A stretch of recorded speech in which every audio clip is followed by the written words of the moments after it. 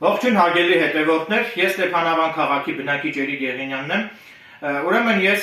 քաղաքացիական հայց էի ներկայացրել Լոռու մարզի ընդհանուր իրավասության դատարան Ստեփանավան քաղաքի Աշոտաբերդ թաղամասի բնակչուհի Գայանե Աղաջանի Հովհաննիսյանի դեմ վերջինիս կողմից ինձ հրապարակայնորեն վիրավորանք հասցնելու համար։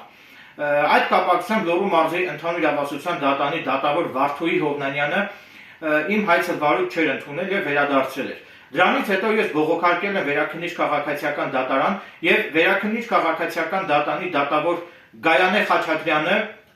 ամբողջությամբ բավարարել է իմ վերաքննիչ բողոքը եւ Վերաքննիչ դատարանը վերացրել է իմ հայցադիմումը վարույթ չընդունելու վերաբերյալ Լոռու մարզի ընդհանուր իրավասության դատարանի դատավոր Վարդուհի Հովնանյանի կողմից կայացված որոշումը։ Այսինքն դա նշանակում է, որ առաջիկայում Լոռու մարզի ընդհանուր իրավասության դատարանի կողմից Գայանե Հովհաննիսյանի դեմ իմ ներկայացրած քաղաքացիական հայցը կընդունվի վարույթ եւ ես քաղաքացիական հայցը դատարան եմ ներկայացրել իմ իրավունքների պաշտպանության համար, քանի որ կնոջը վայել չէ, կնոջը պատիվ չի բերում սեռական բնույթի նման անպարկեշտ հայհոյանքներ հնչեցնել հանրային վայրում եւ ես գերադասեցի այս ձևաչափով դիմել դատական պաշտպանության եւ բնականաբար ես չեմ ցանկանում մարդկանց կողմից ինձ ուղղված վիրավորանքներին պատասխանել վիրավորանքներով եւ ես կողմնակից եմ օրենքի գերակայությանը եւ կողմնակից եմ, որ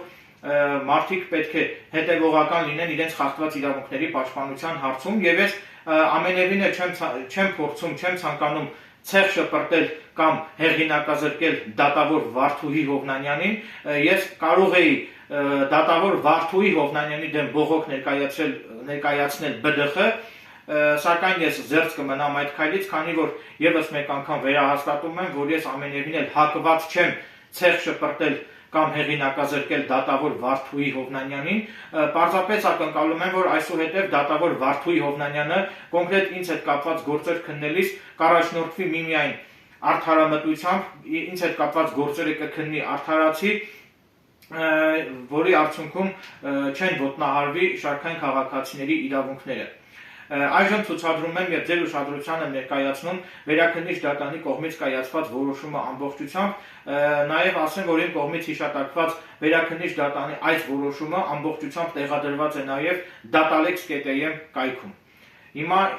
ցուցադրում եմ Վերաքննիչ դատարանի կողմից կայացված հիշյալ որոշումը ամբողջությամբ։